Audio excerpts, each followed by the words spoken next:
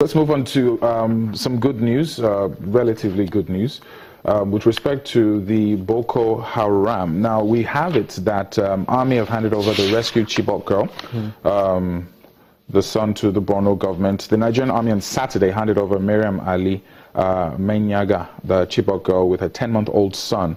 And of course, she was among the 219 girls kidnapped April 14. Now, a lot of these girls and the kids, or should I say the children, for example, in this case, the father was killed in one of the raids. That's one of the Boko Haram terrorists was killed. What do you think the fate of these girls will be moving ahead? Where would the support come from? Will the government take all the children and all their issues, rehabilitation, the process of it all is what I'm looking at. We've seen them on TV, they've been to Aso Rock, but we're hearing very little about what's happening to them in the background. What would they do? I don't know. I mean, knowing the Nigerian system and knowing the Nigerian government, I don't know what the government will do. But what they should do is ensure they take care of these people very well, and take them out of the spotlight. I understand the fact that they had to. I understand the Nigerian crime, and I know that they had to show these girls so people would stop being doubting Thomases and all that. Some are even still of the opinion that they're not the girls. I mean, yeah, you see, yeah, so which is more reason why they even showed them in the first place. But ordinarily, these girls should not even have been shown. It should not even have been made public. Their faces should never have been. But if you don't make them public, some people will believe. Which is why I said I understand why the government did allow them to. What they should do going forward is ensure that there is a body. Whatever it is, there's a body, whether it's private, whether it's public, but there's a body that is taking care of them. I mean, post-traumatic stress, ensuring that their psyche and all that is well taken. Make sure that they are taking, in fact, make sure they should be government children until they are old enough to start catering for themselves. I think the government should just waive all their bills and all that.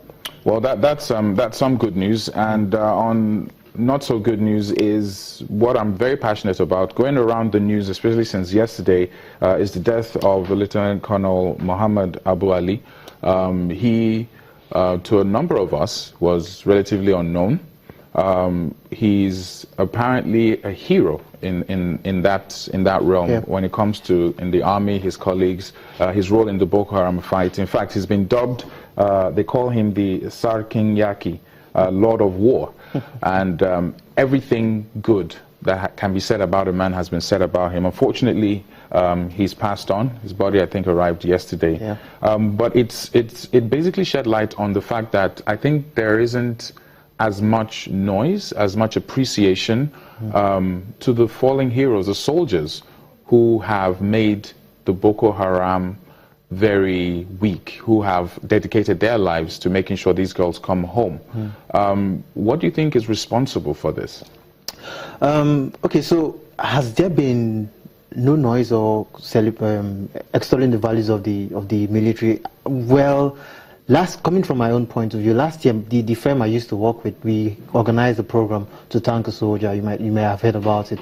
We went around, trying to ensure that people understand what the military men have been doing to ensure the integrity of our nation. They've been losing their lives and all that. And now, this unfortunate incident that has happened to the Lieutenant Colonel has also brought the conversations about the military, and it goes to show how much these guys are sacrificing. And then people are beginning to appreciate. I mean, there are videos always making the round about how these guys kill and get killed by these terrorists and all that, and people are beginning to see them in a different light. Now, they were previously underappreciated because of their what's it called? Their reputation as violent people, as people who who try to bully other people. Yeah. But people are beginning to, this crop of armies crop of soldiers who are joining the army or who are in the army right now are beginning to understand that they are human beings, and then the people they are guiding are human beings as well. They are being civil, and then people are appreciating them more. And with these incidents that happened, the appreciation is going higher. Condolences to the family, and of course to every other soldier out there. We really do appreciate you. We thank you for your sacrifice and your service. And as a Nigerian out there, do take the time to actually show appreciation in whichever way you can. We'll be back after the break on Rubbing Minds. Still one or two issues to touch on. The hidden, or should I say secret account belonging to the Supreme Court. How did that happen? We'll find out after the break on Rubbin Minds. Welcome back, still Rubbing Minds, and of course I have Chidi here with me, just touching on some of the headlines that have made rounds this week. And one of the top headlines probably is DSS uncovering Supreme Court's secret account. This is scary. This is unprecedented in the sense that these are the custodians of the law, and if there's a secret account, or basically, let me just put it this way, reports have it that this account is being operated outside the due process of the civil service, and it's been used, apparently, to take care of expenses of some of these judges. From what I'm even reading here, rumor has it that some of the funds found in the house of the judges are from the same account. What's going on, Chidi? What's going on? I've been shaking my head since. I mean, when you feel like you're trying to tackle one problem with this country, you see another problem springs up, and it's amazing. It's amazing how much rot it is we have in this system. Because if the executive has issues, the presidency has issues, if the lawmakers have issues, and the judiciary have issues, what's left with us? What's left with us? Where do you start from? I mean, the DSS have been under a lot of scrutiny for in their approach. But one begs to think now that if they weren't aggressive, we might not have uncovered a number of these things. Based on reports and stories, we have that the Apex Court staff and justices also withdraw funds from this account. Investigators also say that a lot of things have been happening through this account, which is why it was difficult to track through the legitimate accounts and processes. This is not different from the NNPC, for example, that has so many accounts out there. In fact, it's unauditable. And now we see this in the judicial system at the supreme level. I honestly am afraid as to how much more rot is waiting to be discovered. But what is the implication of this to the legal system, judicial system, and the rule of law generally? So it's really confusing. Yes, I don't know if we could look at a country that's seen something like this and then learn from their experience and all that, because it's ridiculous. It's really ridiculous. I don't even know how to tackle this. I'm somebody who supports due process all the time. But how do you follow due process to handle something like this? How do you follow due process? I mean, it's really messed up. And right now, I'm going to say it on live TV. I think the DSS should go on ahead and do what they have to do to ensure that this corruption in the judicial sector is ended.